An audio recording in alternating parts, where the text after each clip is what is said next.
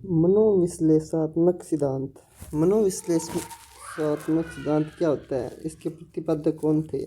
इसके प्रतिपादक थे सिगमंड फ्रायड, जो ऑस्ट्रेलिया के निवासी थे और वियना में रहते थे।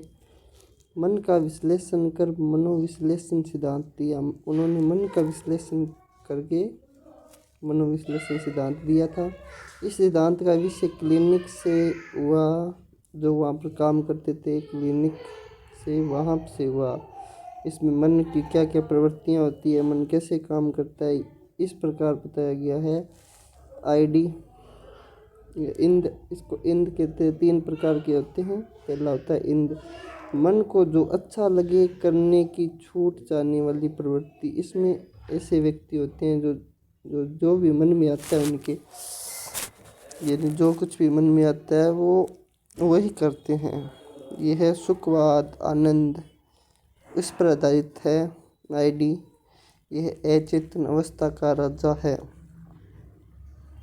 अचेतन मन होता है अपना, इस अवस्था का राजा, यानी जो भी मन में है वो कर दिया। पार्श्विक पशुओं की प्रवृत्ति पर आधारित होता है। इसको मानवतावाद में बुरा माना जाता है, क्योंकि यह पशुओं की प्रकृति का होता है। जैसे पशु अपने मन में वही करते हैं, तो उस प्रकार का है सिद्धांत। यह है तात्क्षणिक प्रवृत्ति, दानवी प्रवृत्ति पर आधारित है। दानव का प्रवृत्ति पर आधारित होता है। हमें जो वस्तु अच्छी लगती है उसे प्राप्त करना चाहते हैं, लेकिन दूसरों के लिए नुकसानदायक भी हो सकती है। इस सिद्धांत में ये होता है भी, हमें जो भी अच्छा लगे वो करें। ये दूसरों के लिए नुकसानदायक भी हो सकता है। जैसे किसी लग्जरी गाड़ी को देखकर हम उसको प्राप्त करना चाहते हैं, ठीक है, उसके लिए में अगर गलत रास्ता चुनते हैं, उसके लिए अगर गलत जगह से पैसे प्राप्त करते हैं बड़ी गाड़ियों के लिए, लग्जरी गाड़ियों के लिए, तो वो गलत होता है। मानव मन में इस पक्ष में व्यक्ति के व्यवहार और व्यक्तित्व से संबंधित पार्श्विक प्रवृत्तियों और अनैतिक भावनाओं को संग्रह होता है।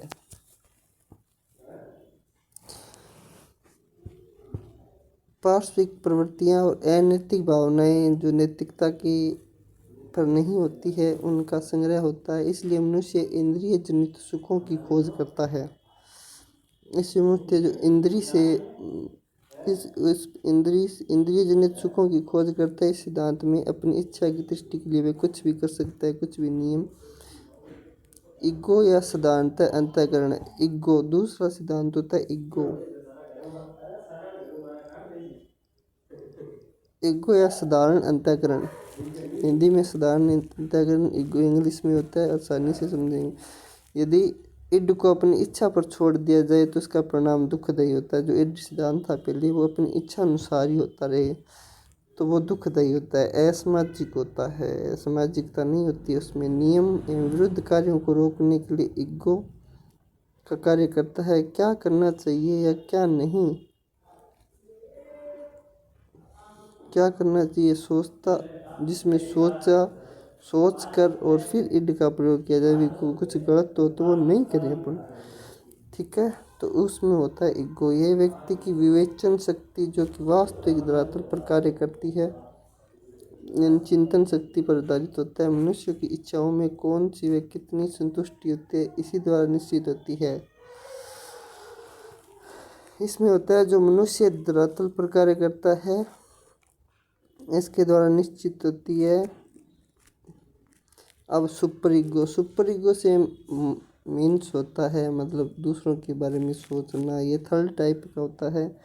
ये व्यक्तित्व आदर्श होता है, नैतिक होता है। इसमें वास्तविकता की परवाह न कर आदर्शों पर जोर दिया जाता है। ये आदर्शवादी सिद्धांत होता है।